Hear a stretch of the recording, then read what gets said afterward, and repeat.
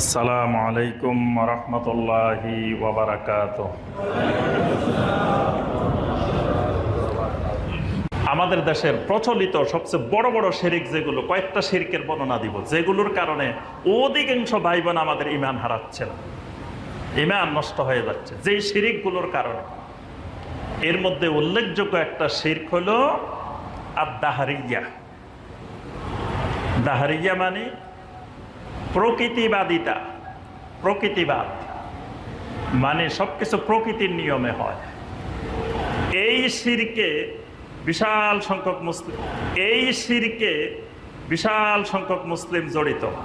প্রকৃতিবাদিতার শিরক, প্রাকৃতিক নিয়মে সবকিছু হয় এই বিশ্বাস। সব প্রকৃতির আবর্তনে, প্রকৃতির নিয়মে, প্রকৃতির সিস্টেমে, প্রকৃতির কারণে। এখন বৃষ্টি হচ্ছে কিসের কারণে? প্রাকৃতিক কারণে। তারপরে ঝড় তুফান হচ্ছে প্রাকৃতিক দুর্যোগ, প্রাকৃতিক দুর্যোগ। গরম পড়তেছে প্রকৃতির কারণে।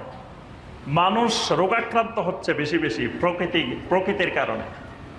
প্রকৃতিকে হাতে ক্ষমতা দেওয়া, প্রকৃতিকে ক্ষমতাবান মনে করা, প্রকৃতিকে কোনো ধরনের পাওয়ারফুল মনে করা, এটা শিরক। প্রকৃতির বিন্দুমাত্র কোনো ক্ষমতা নাই, কোনো মাখলুকের কোনো ক্ষমতা নেই। ক্ষমতা একমাত্র আল্লাহ সুবহানাহু ওয়া তাআলা। এই প্রকৃতির হাতে ক্ষমতা দিয়ে প্রকৃতিকে ক্ষমতাবান মনে করে আমাদের দেশের অসংখ্য ভাই বোন ঈমান হারা, ঈমান ভেঙে গেছে। সূরা আল জাসিয়ার ২৪ নম্বর আয়াতে আল্লাহ পাক বলছেন, ওয়াকালু মা হিয়া ইল্লা হায়াতুনাদ দুনিয়া নামুতু ওয়া নাহইয়া ওয়া মা ইউহলিকুনা ইল্লাদ দাহর।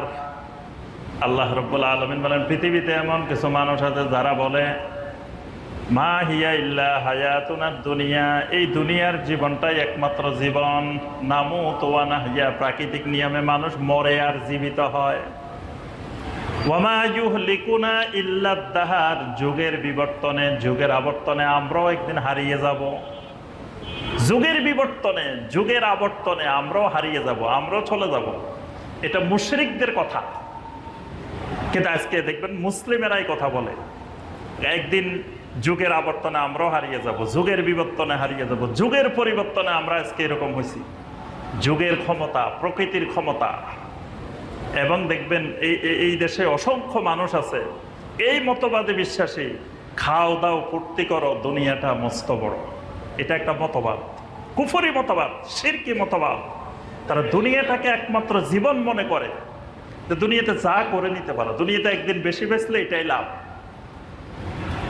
এই শিরিক ঈমান ভঙ্গের গুরুত্বপূর্ণ একটা কারণ। এই মতবাদে বাংলাদেশের